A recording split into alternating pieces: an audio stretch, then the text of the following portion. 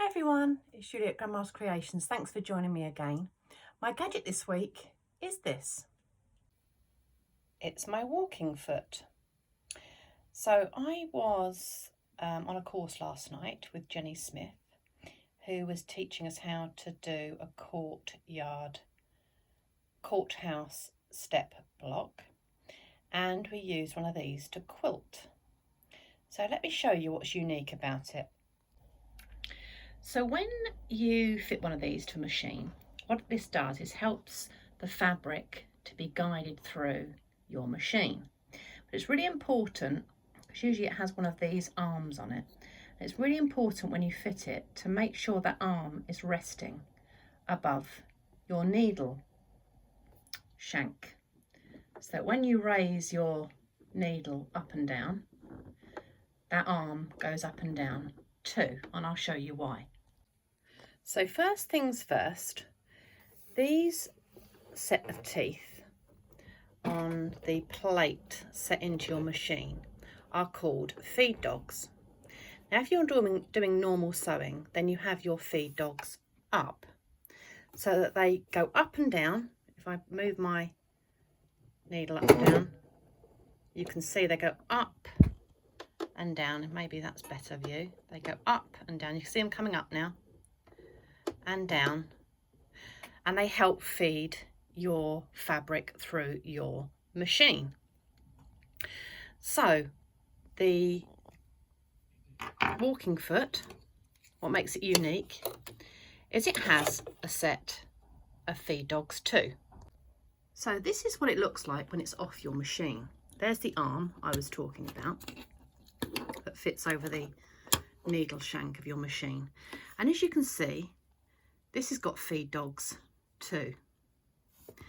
And when that arm gets lifted up, those feed dogs come down and clamp the feed dogs or the fabric between those gripping feed dogs and the feed dogs on your machine. And that way it helps grip your fabric and makes things like quilting, or if you've got a slippy fabric with dressmaking, it just helps it guide through your machine much better. So that's why we use it for quilting or for heavy fabrics, anything where you might have a bit of a problem with the fabric feeding through your machine at an even pace. And you need to get this part, the clamp part, we can see that bit there, over the shank there, and you would use put your screw back in, but you have to make sure, as I say, this arm is over the needle part, so that when your needle goes up and down, that actually moves the mechanism so that those clamps or those feed dogs will feed through your machine, and then you do the screw up. So it does fit on very differently to all your other foots, because the other feet rather, because that would clamp. They just clamp onto the bottom of your normal mechanism. So you just give that a little bit of a tighten, that screw, and then you should be good to go. Let's just test that. So up and down, you can see that's all working nicely. You can see the clamps here, and you can see the feed dogs going up and down on my actual machine. So that was actually a question that came up on one of my Facebook groups that I'm associated with about how to fit the walking foot properly. I suspect that they didn't have their arm over the needle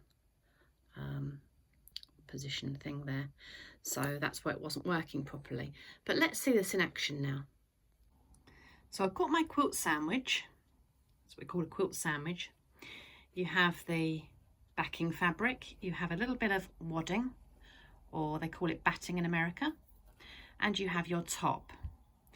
fabric, and that's what makes it the sandwich. And this is an ideal thing to use the walking foot on. So let me show you how it works. Pop it down like normal.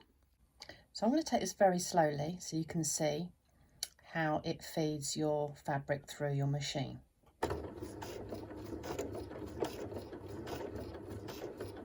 As you can see, I'm not even holding that bit of fabric, and that is being fed through very, very nicely.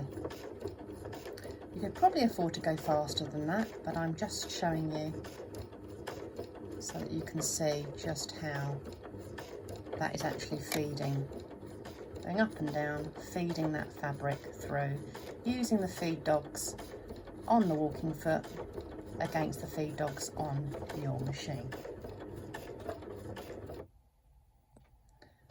So let's see the result.